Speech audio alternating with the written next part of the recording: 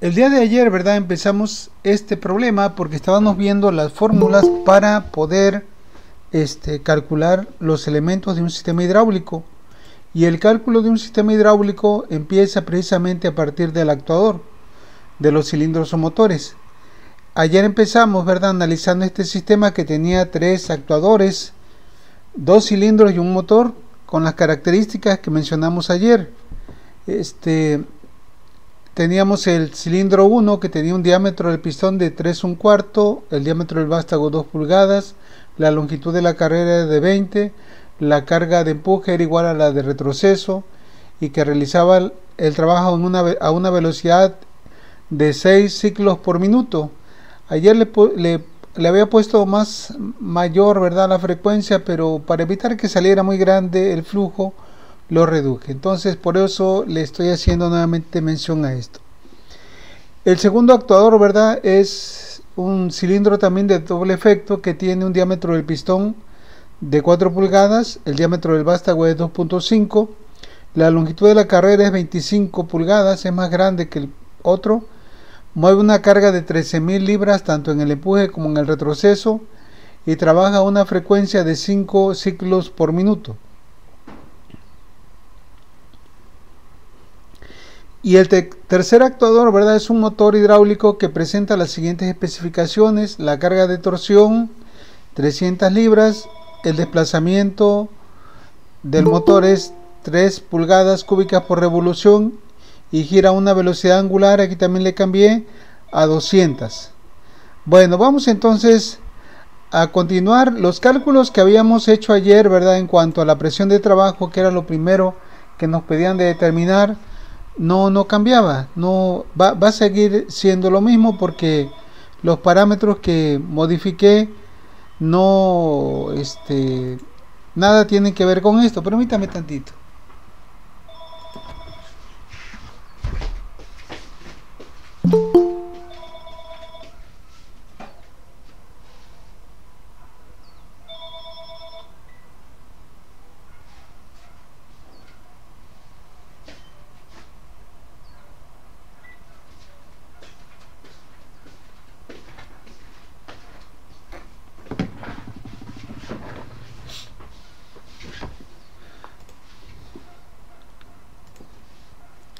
Bueno, entonces vamos a continuar.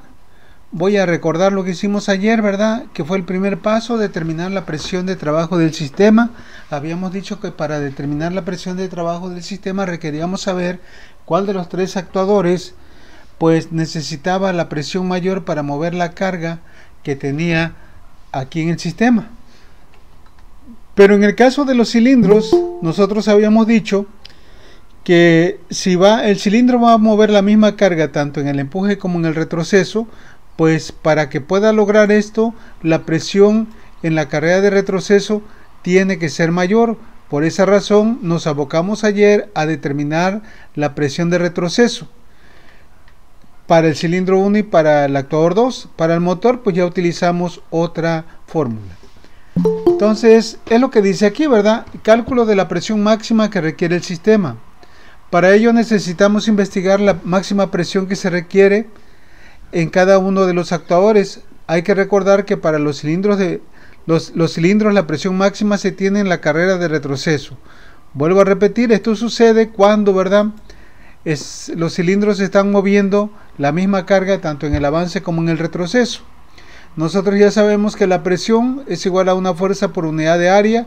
Para el caso de la presión de retroceso, ¿verdad?, pues sería la carga al jalar entre el área anular. Acuérdense de esto, nosotros por ahí teníamos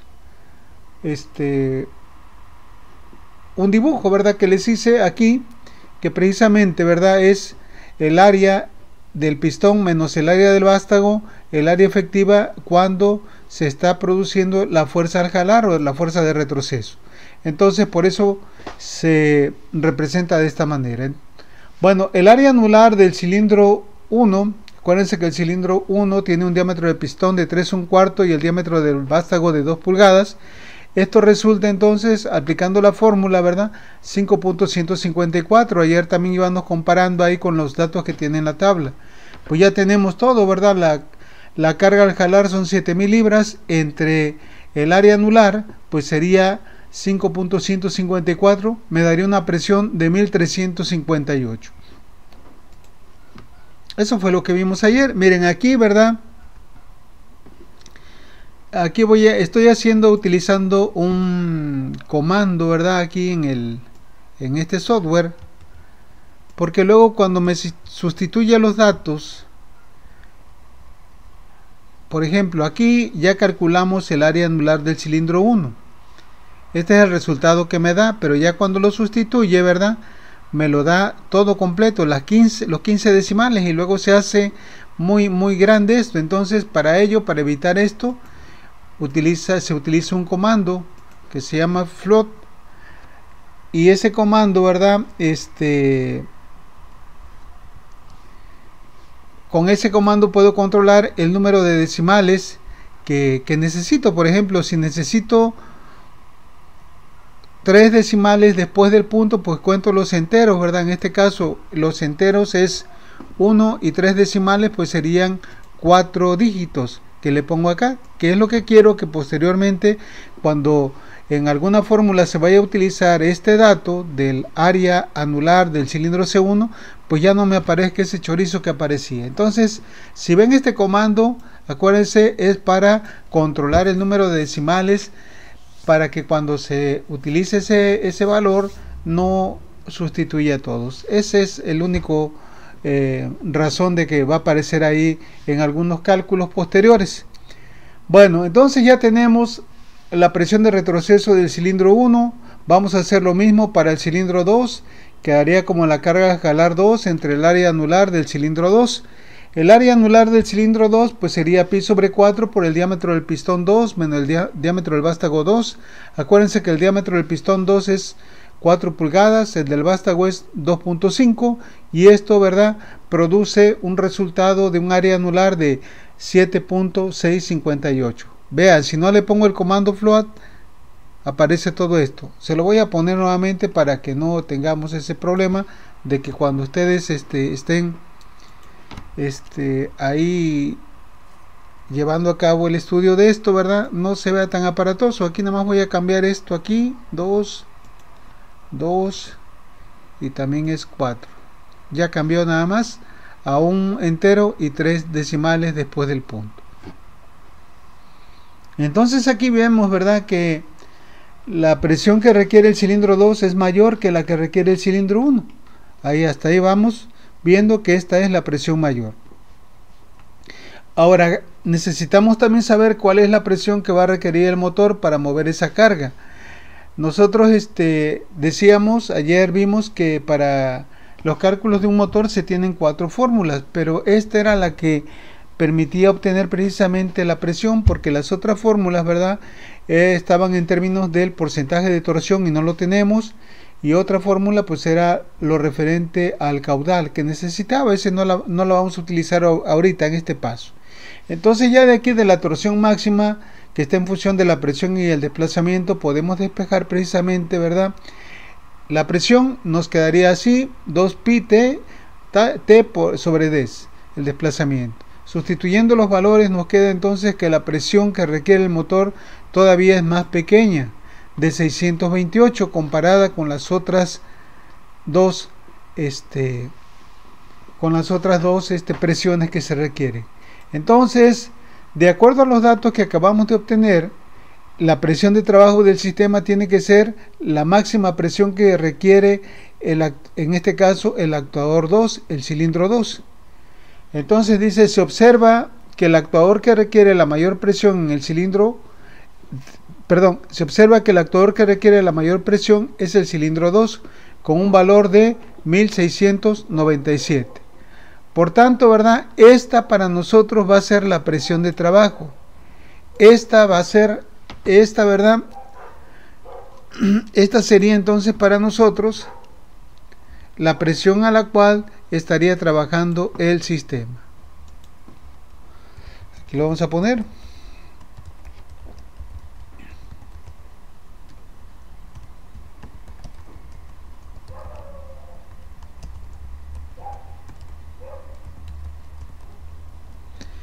Bueno, esto fue lo que hicimos ayer. Ahora no sé si hay algún detalle con esto, nada más era para recordar. Ya tenemos la presión de trabajo que la obtuvimos, ¿verdad? Con base a la presión máxima que requería en este caso el actuador 2. Luego, ¿qué nos piden? Realizar el diagrama hidráulico correspondiente. Ahorita lo vamos a dibujar de una manera muy general, ¿verdad? No va a llevar tanto detalle porque todavía no sabemos el funcionamiento de ciertas válvulas, pero ahorita nada más para que tengan idea de cómo quedaría, ¿verdad?, este sistema hidráulico, porque también de aquí es necesario identificar ciertas cosas para poder calcular el tamaño de las tuberías. Entonces, el sistema hidráulico quedaría de esta manera. Tenemos por aquí la bomba, ¿verdad? Esta bomba, a ver, vamos a reducir esto para que se aprecie mejor. Aquí tenemos la bomba. La bomba toma agua de esto que es el depósito. El depósito en un sistema hidráulico se dibuja las veces que sean necesarias, así como en un diagrama electrónico el símbolo de tierra se dibuja las veces que sea necesario para evitar cruzamiento de líneas. Entonces, este es el depósito donde está el aceite, sabemos. Luego está el filtro, el colador en la línea de succión de la bomba. Bueno, a esta le vamos a llamar tubería 1. Posteriormente, ya a la salida de la bomba, donde está la alta presión, pues aquí va a haber una tubería, la tubería de salida, que le vamos a llamar de aquí a acá la tubería 2. Y ya de aquí, ¿verdad?, de aquí para acá estaría la tubería 3, que va a alimentar a este cilindro C1 a través de esta válvula direccional de 4 a 3 vías, accionada por solenoide y retorno por muelle. Ahora bien, antes de esto, ¿verdad?, a la salida de la bomba nosotros tenemos la válvula de alivio. Esa válvula de alivio va a proteger el sistema de una sobrepresión. Es una válvula que normalmente está cerrada, pero cuando se llega al ajuste se abre y hace que el flujo de la bomba retorne al tanque. De esa manera evita que la presión siga aumentando. Luego de aquí, ¿verdad?, hay un punto donde se deriva un tramo de tubería para acá que le vamos a llamar tubería 4. Por aquí va a fluir el aceite que requiere el cilindro 2 y el motor hidráulico. Ya de aquí para acá, ¿verdad?, únicamente va a estar la tubería 5, que es la que va a alimentar con aceite al motor 2, al cilindro 2, perdón, y la tubería 6, que es la que va a alimentar al motor hidráulico. Cada actuador tiene su válvula de control, su válvula direccional, que son del mismo tipo, ¿verdad? Válvula 4, 3 vías, con centro cerrado todas ellas. Más adelante vamos a ver por qué, ¿verdad?, ponemos este tipo de centro. Y además hay algo importante: cada actuador lleva una válvula de control de flujo. ¿Para qué se utilizan estas válvulas de control de flujo? Pues para poder controlar la velocidad de los actuadores. Acuérdense que este debe de salir, me parece que son 6 veces por minuto, o sea, debe de salir y entrar. Este me parece que son 5 veces por minuto. Este otro, ¿verdad?, el motor tiene que girar a 200 RPM. Entonces, ¿cómo vamos a hacer para que se cumpla eso? Pues controlando la cantidad de aceite que le llega al motor. Nada más que en este caso, ¿verdad?, estamos utilizando un método que se llama controlado a la salida. Es mejor que el método controlado a la entrada, porque si tenemos cargas que tienden a irse, pues aquí no sucede eso, porque el pistón, ¿verdad?, se encuentra entre dos colchones, uno que lo va empujando y otro que lo va deteniendo. Pero eso lo vamos a ver en detalle en la unidad número 4. Ahora también ustedes vieron que hubo mucha diferencia en cuanto a la presión de operación que necesitaba el motor y que necesita, por decir, el cilindro 2. Hay una diferencia de presión de casi más de 1000 psi, ¿verdad? Entonces, aquí tenemos, ¿verdad?, la presión que requiere el motor, 628, y la presión que requiere el cilindro 2 es 1697. Es mucha la presión. Entonces, ¿qué se hace cuando la diferencia de presión es muy grande entre un actuador y el otro? Se le coloca, ¿verdad?, una válvula reductora de presión. Esa válvula reductora de presión lo que hace es que a la entrada va a haber una presión que va a ser de 1697, o va a depender del ajuste de la válvula de alivio. pero ella, ¿verdad?, a través de un sensado, a través de un resorte, siempre va a estar checando la presión de salida, va a ir reduciéndola hasta llegar al valor deseado, ¿verdad? Esto se hace mediante una perilla, mediante un manómetro para ir viendo la presión de salida. De tal manera que aquí ya de este lado, si nosotros pusiéramos un manómetro, habría la presión que requiere precisamente el motor. Lógicamente tendríamos que previamente calibrarla. Entonces, a grosso modo, ¿verdad?, así quedaría el diagrama hidráulico, ¿verdad?, para este sistema hidráulico de potencia. No sé si hay alguna duda con esto, algún comentario que tengan al respecto.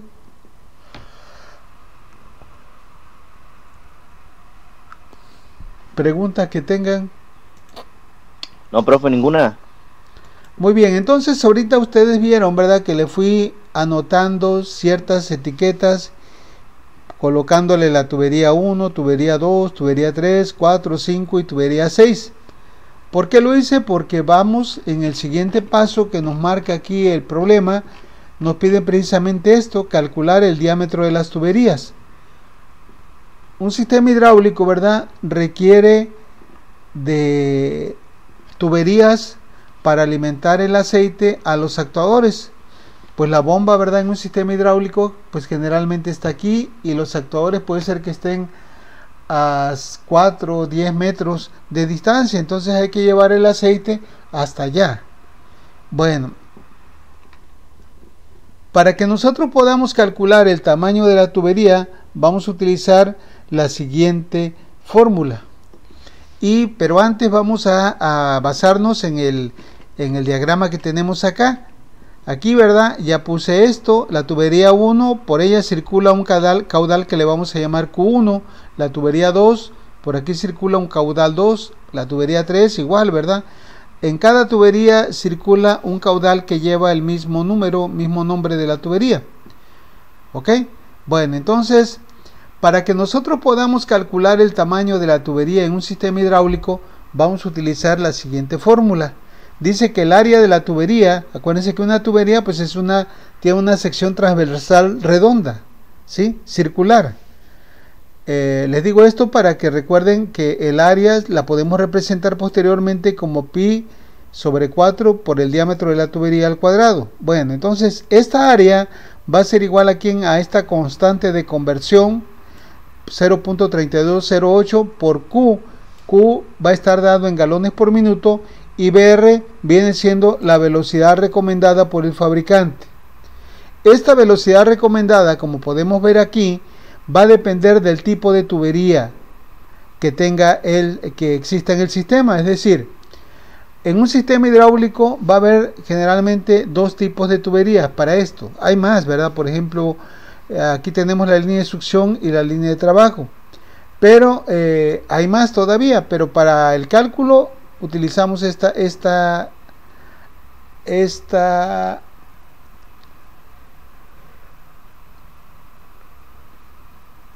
notación que nos dicen el fabricante.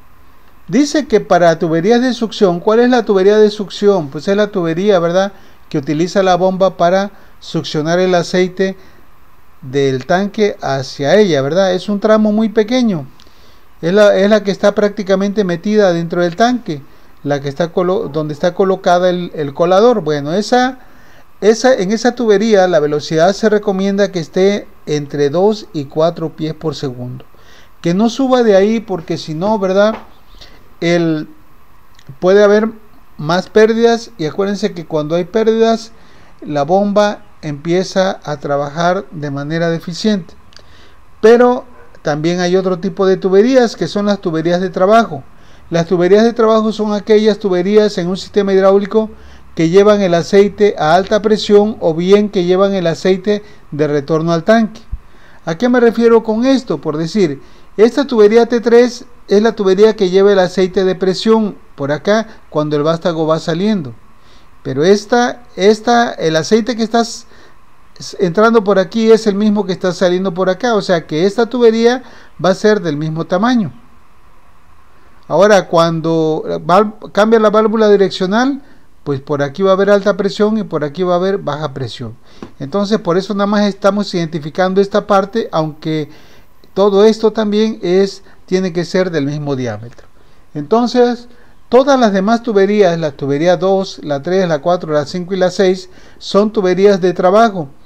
Y la velocidad que recomienda el fabricante Vickers es de 7 a 20 pies por segundo. Esa velocidad es la velocidad a la que va a circular el aceite dentro de la tubería. No sé si hay alguna pregunta, alguna duda con esto.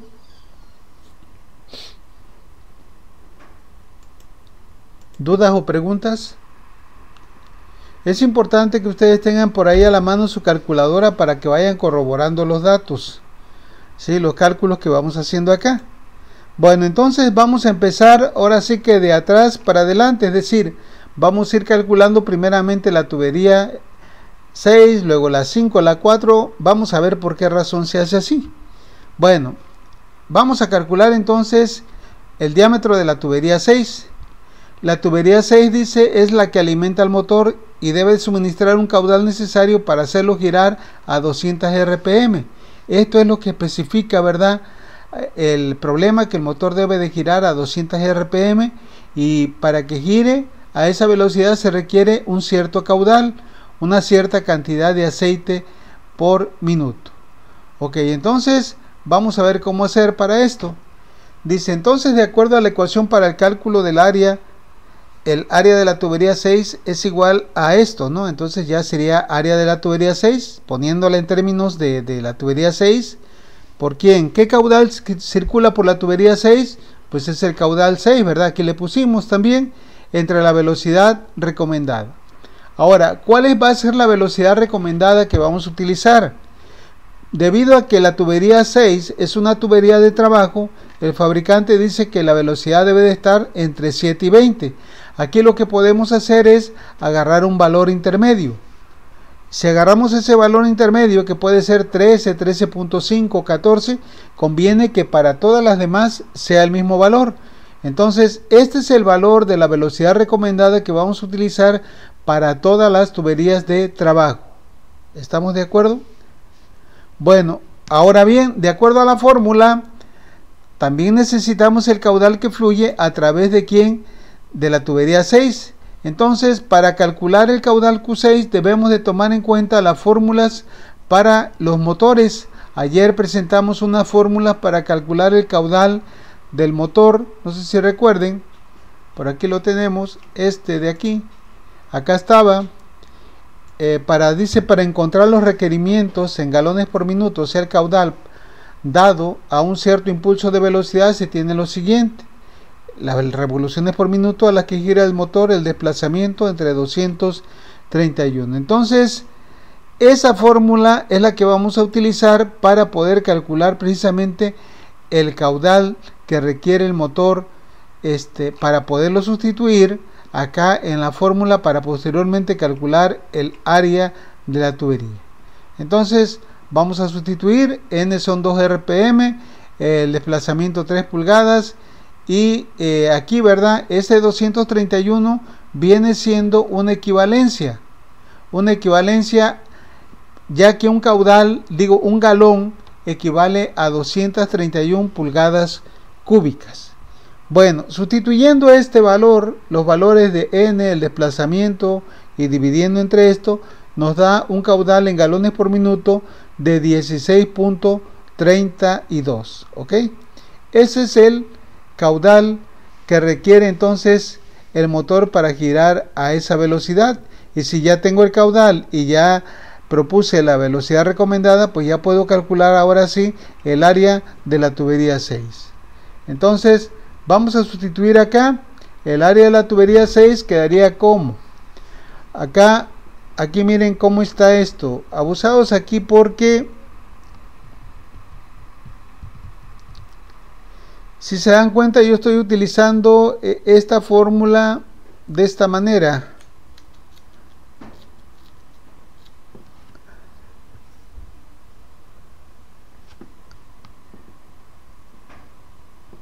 ¿Se acuerdan aquí que el área, a ver, vamos a hacerlo así. Vamos a ponerle aquí esto de esta manera. Aquí que tengo ya. Quiero que calculen esto, por favor. Punto 32 por 16.32, que son los galones por minuto, entre 14. ¿Cuánto nos da esto? Punto 374. Lo que pasa que aquí, ¿verdad? Cuando lo estoy haciendo de manera manual, tengo que poner esta constante. Pero aquí, ¿para qué tengo que poner esta constante? Para hacer la conversión de tal manera de que me quede finalmente esto, ¿verdad? El área en pulgadas cuadradas. Porque aquí esto que tengo acá, los 16.32 son galones por minuto. La velocidad es pies por segundo. Entonces, después de hacer el análisis dimensional, resulta que debo de multiplicar estos dos parámetros por punto 3208. Pero acá este programa nos permite sacarlo directamente. No tengo que hacer ninguna conversión, el programa directamente me lo hace. No sé si ya vieron. Aquí, ¿verdad? A ver. Aquí, sustituyendo esto como lo marca aquí, la constante punto 3208. Fíjense bien. El caudal que saqué, 16.32, y la velocidad recomendada que dijimos que era de 14 pies sobre segundo, me da un área de 0.374. Ahora, si yo calculo el área solamente así como caudal entre la velocidad recomendada, ya el programa automáticamente me lo da en pulgadas cuadradas. Ustedes en sus apuntes, en sus cálculos, ¿verdad? Sí tienen que multiplicar por punto 3208 para que le salga en pulgadas cuadradas. Yo no, porque aquí lo estoy haciendo, como le puse unidades, si lo multiplico aquí por punto 3208 me va a dar otro valor. No sé si me entiendan.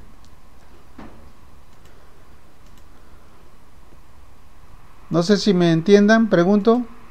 La consideración que deben de tomar ustedes. ¿No escucho?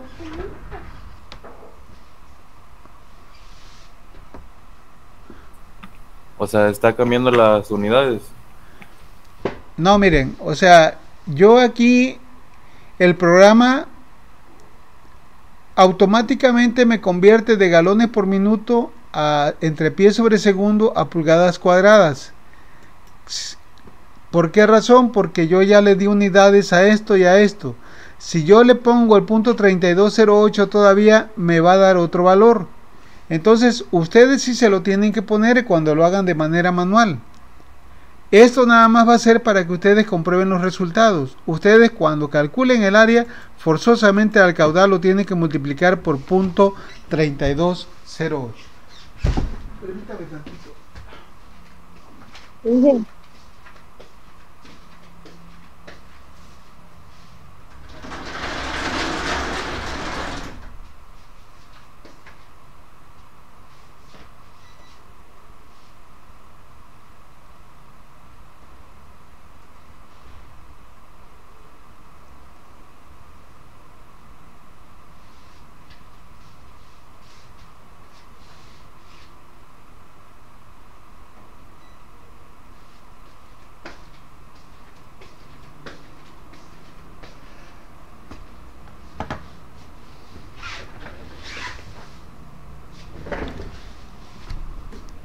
Ok, ¿sí estamos o no estamos? ¿Queda entendido lo que les digo? A mí sí me quedó claro, profe. Ok. No sé los demás.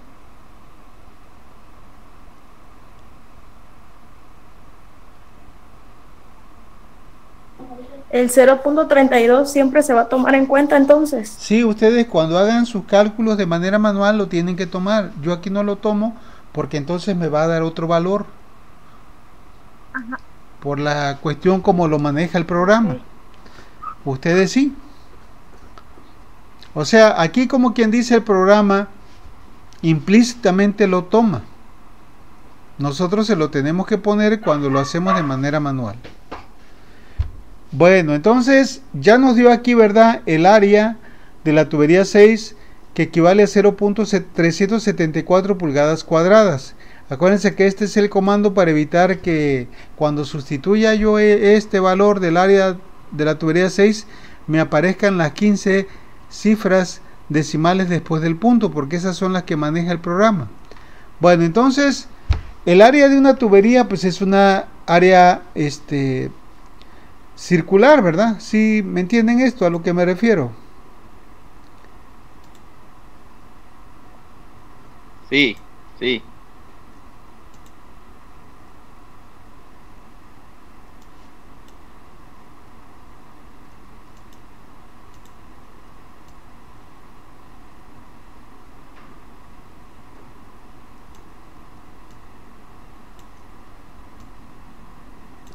Si nosotros viéramos una tubería la veríamos así, ¿verdad? Algo como esto.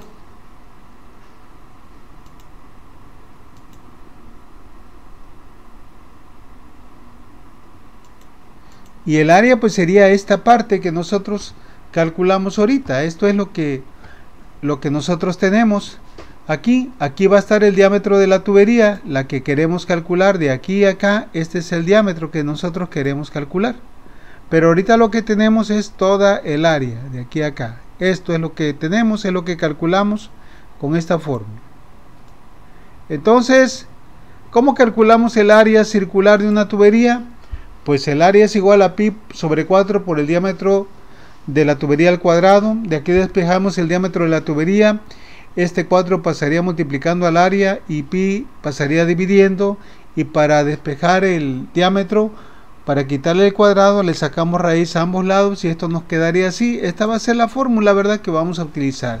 Ya específicamente para la tubería 6, el diámetro de la tubería 6 quedaría así: 4 por el área de la tubería 6 entre pi. Sustituyendo los datos nos daría 4 por .0374 pulgadas al cuadrado divididas entre pi, y eso le sacamos raíz.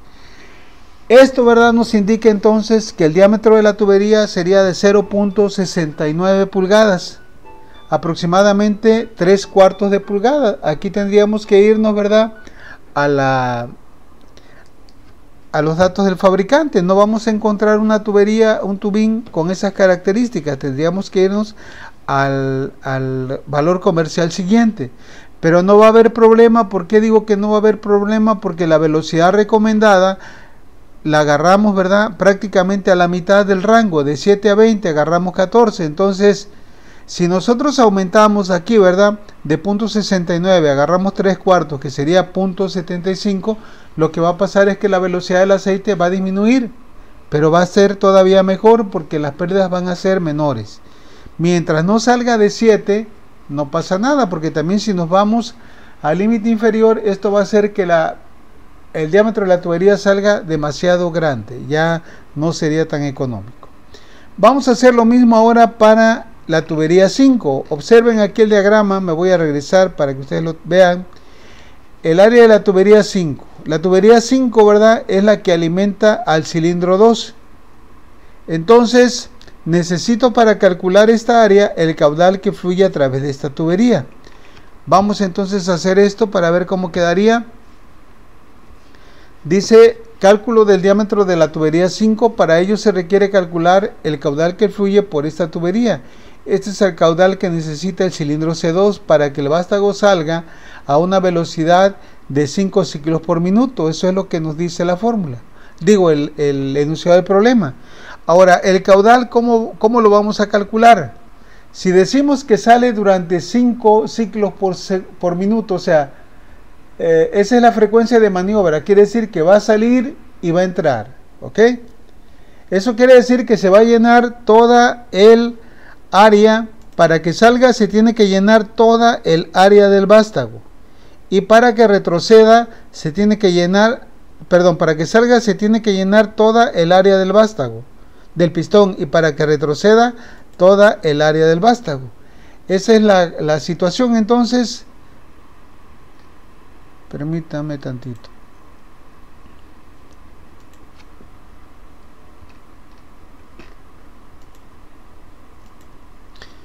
¿Sí me entienden? O sea, para que avance se tiene que llenar toda esta cámara de aquí. Y para que retroceda, aplicándole aire por este, aceite por este lado, pues ahora se tiene que llenar, ¿verdad? Toda la cámara del vástago, acá. Entonces, como esto sucede durante 5 veces por minuto, pues yo necesito calcular el volumen de la cámara del pistón más el volumen de la cámara del vástago. Esto sería, ¿verdad?, lo que se gasta en un ciclo. El volumen de la cámara del pistón para realizar la carrera de empuje y el volumen de la cámara del vástago para realizar la carrera de retroceso. ¿Cómo podemos calcular el volumen de la cámara del pistón? Pues tengo el área del pistón, así como lo teníamos ahorita, ¿verdad? Si tengo el área del pistón, simplemente lo multiplico por la longitud de la carrera, de aquí a acá.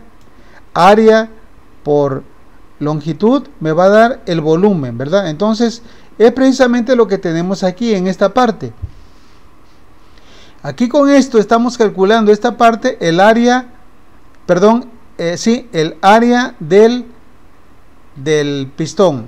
Pero esa área del pistón la estamos multiplicando por la longitud de la carrera. La longitud de la carrera para este cilindro decíamos que era 25 pulgadas. Me refiero a esto, ¿verdad? A esta parte. A esto. De aquí a acá hay 25 pulgadas. Entonces, al multiplicar el área del pistón por la longitud de la carrera, obtengo el volumen de la cámara del pistón. Y de este lado, ¿qué tengo? Pues tengo el área anular.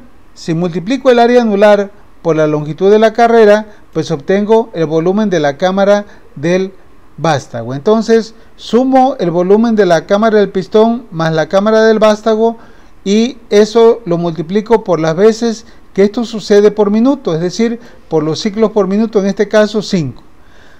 Llevando a cabo los cálculos de todo esto, ¿verdad? Resulta que este cilindro, para generar esos 5 ciclos por minuto, requiere un caudal de 10.944 galones por minuto. No sé si hay alguna duda, algún comentario con esto. ¿Preguntas con esto?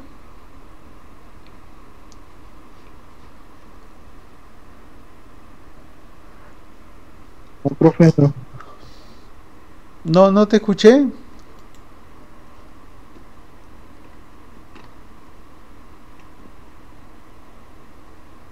No escuché. Claro, profe. Ok, bueno. Bien. Vamos entonces, ya tenemos ahora sí el caudal 5, que son 10.944. Entonces, ya estamos en condiciones, ¿verdad?, de calcular el área de la tubería 5. Hay que recordar que la tubería 5 es una tubería de qué tipo, dijimos. La tubería 5 es una tubería de trabajo también. Entonces, la velocidad recomendada pues va a ser la misma. Les decía que si agarré al inicio una velocidad recomendada de 14, pues conviene que la siga utilizando, ¿verdad?, para las líneas de trabajo. Entonces, esa es la que vamos a utilizar. Ustedes, si dividen 10.944 entre 14, no les va a dar esto. ¿Sí? ¿Me entienden? Háganlo, por favor. 10.944 lo dividen entre 14. ¿Cuánto les da? Nada, profe. Punto 758. ¿Y aquí cuánto da? Ahora multipliquen este valor por lo que dice la fórmula. ¿Por cuánto? 0.3208. Ahora sí coincide esto con esto. Les digo, yo no les pongo este factor porque aquí el programa automáticamente me hace la conversión. Pero ustedes sí se lo tienen que poner, si no van a obtener un resultado erróneo. Recuerden esto. Muy bien, entonces ya una vez que tenemos el área de la tubería 5, pues ya podemos sacar finalmente el diámetro de la tubería 5, aplicando la fórmula que deducimos en el paso anterior. El diámetro de la tubería 5 sería 4 veces el área de la tubería 5 entre pi. Sustituyendo los datos, nos daría 4 por punto 200 51. Aquí como le puse 4, ¿verdad? Vamos a ponerle 3 para que pongan nada más 3. Nos da finalmente un valor de 0.565 pulgadas. Ese es el tamaño de la tubería, ¿verdad?, que se requiere para alimentar al cilindro C2, o sea, puede ser una tubería de media pulgada. Bueno, preguntas hasta aquí. Entonces ya llevamos Todo dos. claro, ¿Sí? profe. Ahora, ¿cómo le haríamos para calcular el tamaño de la tubería 4? Pueden observar que la tubería 4 lleva el caudal que requiere el motor y que requiere el cilindro 2. Por tanto, esta tubería nos vamos a dar cuenta que tiene que ser de un tamaño mayor para poder, ¿verdad?, abastecer al motor y al cilindro 2. Bueno, pero necesitamos ahora el caudal Q4. ¿Cómo le haríamos? Me dicen, alguien me dice que me diga cómo calcular el caudal Q4. ¿Qué vamos a utilizar?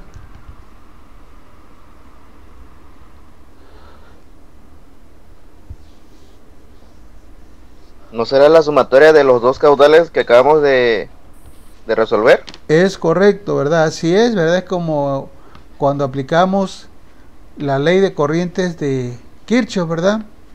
Aquí, ¿verdad?, es algo análogo. Los caudales que entran a un nodo es igual a los que salen. Entonces, a partir de ese razonamiento, vamos a calcular el caudal Q4. Bueno, entonces, cálculo del diámetro de la tubería 4. Dice, se requiere para ello el caudal que fluye por esta tubería. Se observa que esta tubería lleva el aceite que necesita el cilindro C2 y el motor. Por tanto, el caudal Q4 es la suma de Q5 y Q6. Sustituyendo los valores, ¿verdad?, de 10.944 que me dio Q5 y 16.32 que me dio Q6, se obtiene un caudal en esta tubería de 27.264 galones por minuto. Entonces, ya una vez que tenemos, ¿verdad?, el caudal, pues ya podemos aplicar la fórmula. La velocidad recomendada va a seguir siendo la misma porque la tubería T4 también es una tubería de trabajo. Entonces, ya una vez que ustedes hayan hecho la multiplicación del caudal Q4 por .3208 y dividido entre 14, les tiene que dar un valor de 0.625 pulgadas cuadradas. Ya de aquí nosotros podemos despejar finalmente el diámetro de la tubería 4 y una vez sustituidos los valores, ¿verdad?, evaluado, nos da un valor de 0.892. Ya es una tubería un poco más grande, casi cercana a 1 pulgada, ¿verdad? Ya le falta muy poco para llegar a 1 pulgada. Bueno, ¿alguna pregunta con esto?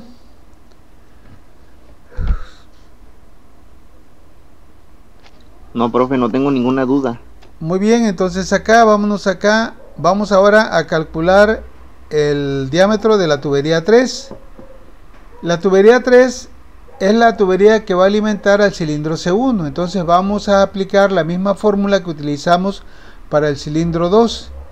¿Ok? Calcular el volumen de la cámara del pistón, sumarle el volumen de la cámara del vástago y luego multiplicarlo por el número de ciclos por minuto que realiza el cilindro. Entonces nos vamos acá al inciso D. ¿Ok? Dice, se requiere calcular el caudal que fluye por esta tubería. Este es el caudal que necesita el cilindro C1 para que el vástago salga a una velocidad de ¿cuánto? No son 20 ciclos. Aquí como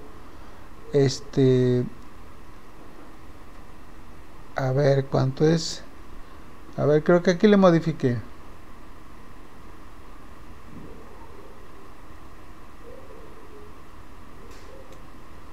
N1 le puse 6 ciclos.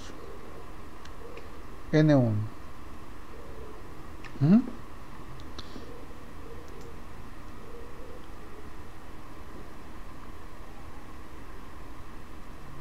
Es que luego estos problemas que ya tengo, nada más le cambio los datos, pero al cambiar los datos luego hay ciertas modificaciones. Entonces, aquí le ponemos 6 ciclos por minuto. Entonces, N1, aquí está, ¿verdad? 6 ciclos por minuto. La longitud de la carrera son 20 pulgadas. esa longitud de la carrera que veíamos aquí, ¿verdad? Sería esto, la longitud de la cámara del pistón y del vástago, es la misma, multiplicada por el área del pistón, me da precisamente el volumen de la cámara del pistón. Y esta carrera, esta longitud multiplicada por el área anular, me da el volumen de la cámara anular. Esto es lo que se gasta en un ciclo. Si lo multiplicamos por el número de ciclos, que son 6, nos da un caudal entonces de 6.987 galones por minuto. Ya tenemos entonces el caudal que fluye a través de esta tubería, la tubería 3, y también vemos que es una tubería de trabajo y por tanto vamos a seguir utilizando la misma velocidad recomendada, que era de 14. Sustituyendo los datos me va a dar un valor de 0.16 pulgadas cuadradas, ¿ok? Bueno, entonces, ya una vez que tengo esto, ¿verdad? Puedo despejar el diámetro de la tubería 3 de tal manera, ¿verdad?, que este diámetro me sale finalmente de 0.451 pulgadas, un poquito menor a media pulgada. Bueno, ¿alguna duda hasta aquí, jóvenes?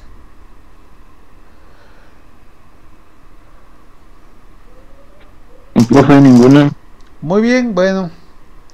Profe, yo tengo un comentario. Entonces, Dime. el caudal que pasa por cada, o sea, el caudal que se calcula es el total entre cuando se llena el pistón y luego cuando se llena el vástago. Es el caudal total y ese recorrido es el ciclo.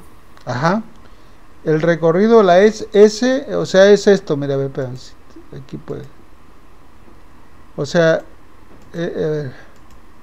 vamos a suponer que tú quieres hacer que este cilindro salga.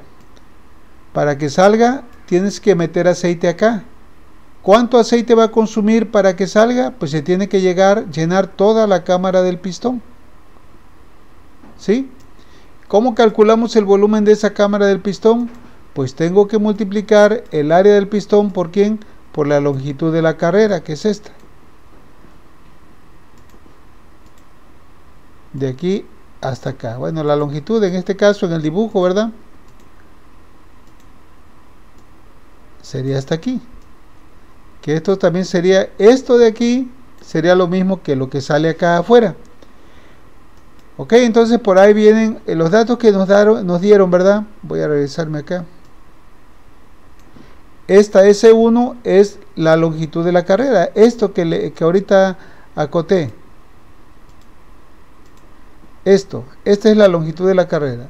Si esa longitud de la carrera la multiplicas por esta área, que te va a dar el volumen de la cámara del pistón. Acá, para este otro va a ser algo semejante. Si el vástago está afuera y tú lo quieres regresar, tienes que aplicar aceite por este lado. Entonces, para que vaya retornando, la cámara se tiene que ir llenando hasta el tope. Es cuando regresó. Entonces se gasta una cierta cantidad de aceite para el empuje y una cierta cantidad de aceite para el retroceso. Esto es lo que tenemos aquí. El volumen de la cámara del pistón, el área por S1, y el volumen de la cámara del vástago, el área anular por S1. Pero esto se gastaría en un solo ciclo, o sea, en una salida y entrada. Pero como son 6 veces que sale, multiplicamos por N, por 6. De tal manera que esto ya nos da finalmente 6.987 galones por minuto. No sé si a eso te refieres, Sí, es exacto. Hernández. Gracias. Ok. Muy bien, entonces, ¿qué nos falta?